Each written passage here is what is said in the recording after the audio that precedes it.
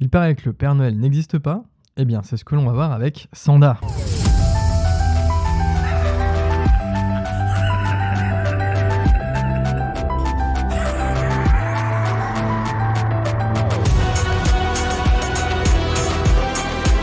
Je m'appelle Luffy et le roi des pirates.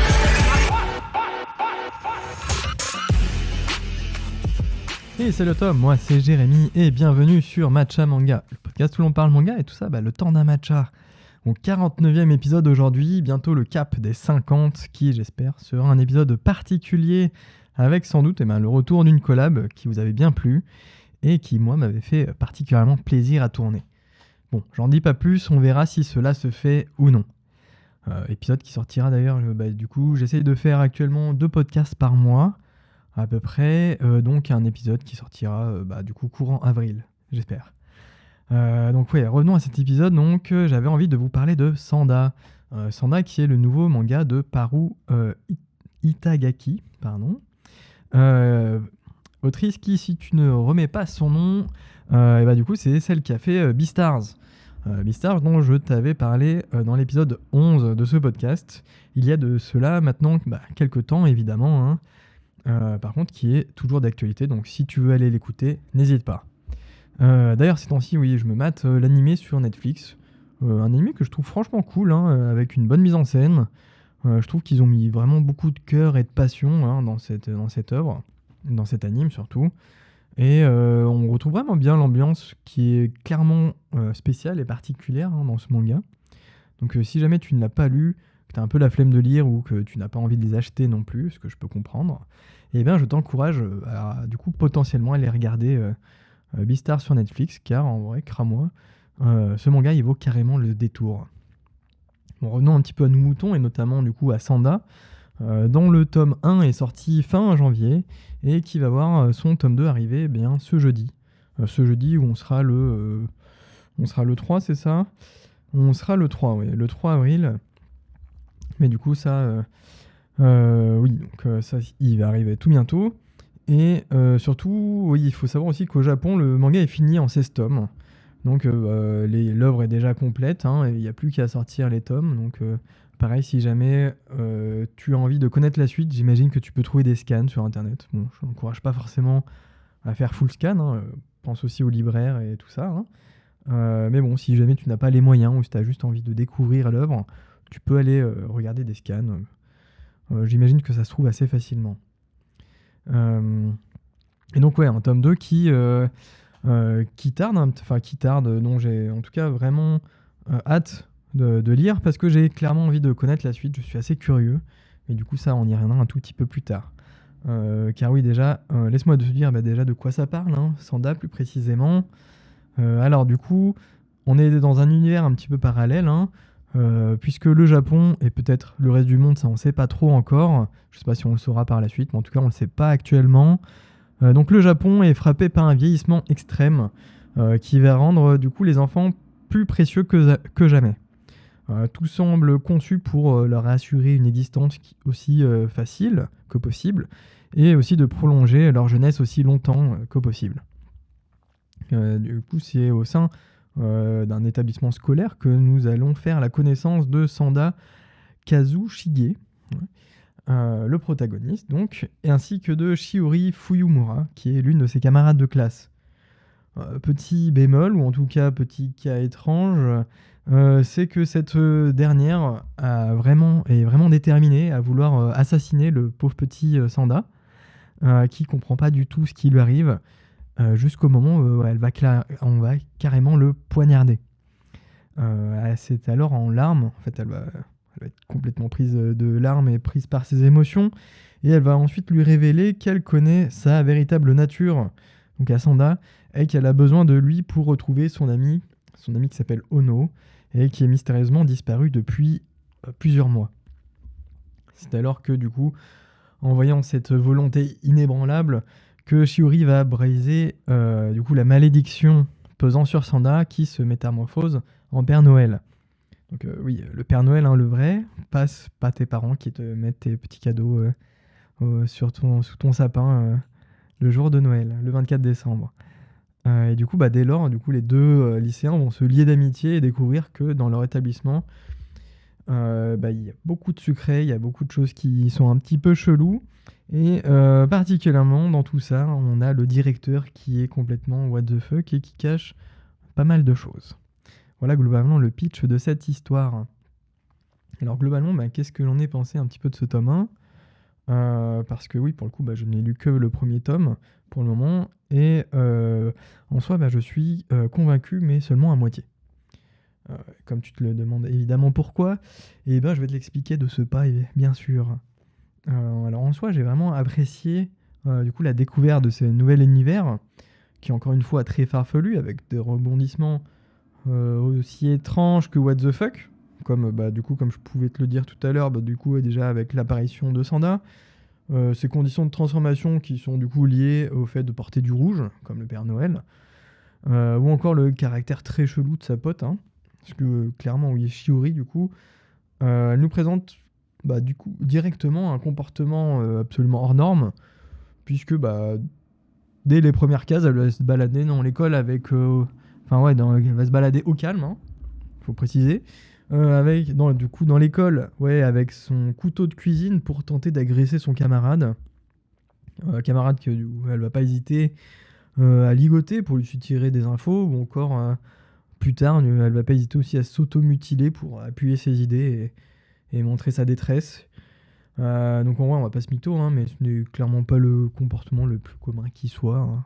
Elle est un petit peu dérangée, même si elle veut faire le bien, elle pense pas forcément à mal au début.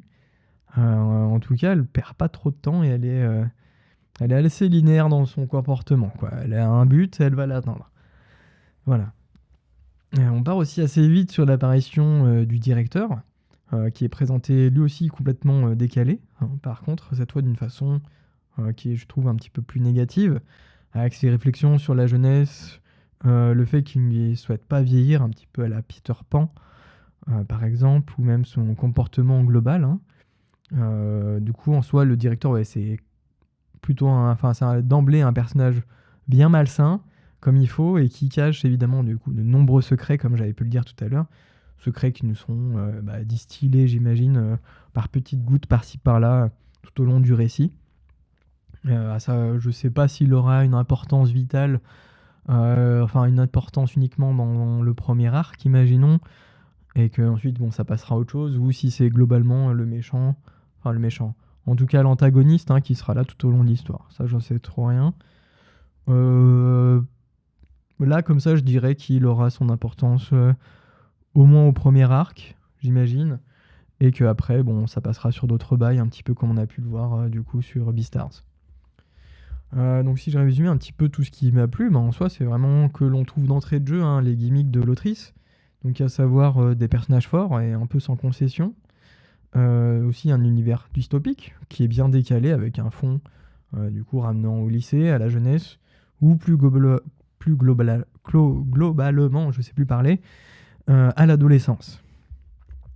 Adolescence qui est le thème, un des thèmes qui me permet de me faire une autopasse décisive, car je vais te parler maintenant de ce qui m'a un petit peu plus chagriné dans ce récit. Et déjà le fait que l'on reparle justement de cette période d'adolescence qui avait déjà bien été traitée dans Beastars, avec évidemment le personnage de Legoshi, entre autres, hein, personnage qui nous a amené avec lui dans sa transition entre l'adolescence et le monde adulte, qui nous a amené avec sa fougue et sa jeunesse, notamment via l'évolution aussi de ses réflexions sur la justice, sur ce qui est bien ou ce qui est mal, ou encore sur son rapport aux autres. Bon, j'en passe, mais il y a énormément de choses qui ont été dites et traitées via ce personnage de Legoshi. Donc évidemment qu'il y a des tonnes de façons de traiter le sujet de l'adolescence, hein. Je dis pas qu'on est sur de la redite, loin de là. Mais à voir comment du coup évoluera le récit par la suite, évidemment. J'ai un petit peu peur sur ça. J'espère qu'on va pas rentrer dans des thématiques un petit peu similaires par la suite. D'ailleurs, encore en parlant de similarité, hein, mais on part une nouvelle fois sur une enquête dans un monde dystopique, sur une trame scolaire. Donc j'espère aussi que le récit et surtout que la personnalité des différents personnages évidemment des deux héros, hein, pourront me faire oublier justement notre brave loup, puisque pour moi Beastars c'est vraiment une œuvre que j'ai vraiment aimée et adorée, et d'ailleurs à tel point qu'en vrai c'est quand même difficile de ne pas voir son ombre planer sur ce nouveau projet. Enfin ce projet, c'est plus un projet vu qu'il est fini, donc ce nouveau manga tout court. Surtout qu'on a... surtout que ouais, j'ai un petit peu du mal déjà avec le pouvoir et le personnage de Sanda, hein, avec son pouvoir là qui fait pousser des skis en dessous de ses pieds. C'est un peu sorti de nulle part. Ça me fait un petit peu un délire Chainsaw Man 2.0. Il pouvait juste les sortir de ses bras, ça aurait été beaucoup plus sympa, hein. Et un peu plus violent peut-être aussi. Mais bon là c'est clairement pour faire référence au traîneau, tout ça. Qui est du coup c'est vraiment un phénomène bien what the fuck, qui est un petit peu compliqué à mettre en scène, je trouve. Je trouve qu'il est un petit peu ridicule avec ses skis sortis de je sais pas où. Bon.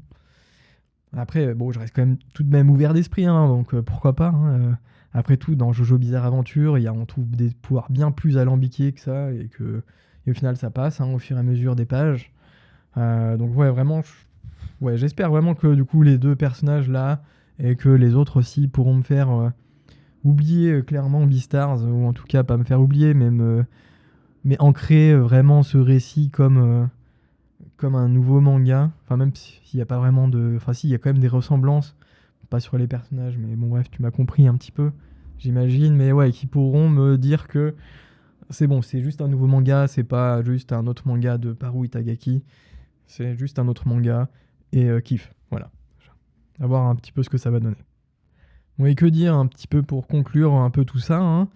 Globalement, comme tu as pu le comprendre, j'ai apprécié ce premier tome, même si je suis un petit peu calé entre deux chaises, donc en soi pas pleinement convaincu non plus, mais j'ai pas regretté cette lecture. Même si du coup en soi c'est comme pour des tas de mangas que j'ai pu lire, hein, et pour lesquels j'ai mis du temps à rentrer dedans. Et par contre une fois que c'était fait, après c'était let's go vers l'infini et l'au-delà, quoi. Il n'y avait pas de problème, donc j'espère que ce sera le cas avec ce manga. Pour le moment, bon, je trouve que du coup ce tome est prometteur en soi, mais que j'attends confirmation sur la suite des tomes. Voilà un petit peu tout ce que j'avais à dire sur ce début de Sanda. J'ai essayé de pas faire trop long non plus, hein, histoire de pas trop t'embêter, et que ce soit concis quand même, hein, parce que sinon je pourrais t'en parler pendant des heures, il n'y a pas de problème. Moi, dès qu'il s'agit de parler, il n'y a pas de souci. Donc merci encore à toi pour ton attention et ton écoute sur ce 49e podcast. On se revoit du coup tout bientôt. Et en attendant, je n'ai plus qu'à te souhaiter une bonne fin de journée ou une bonne fin de soirée. Ça dépend quand tu m'écoutes. Et puis à la prochaine. Salut, salut!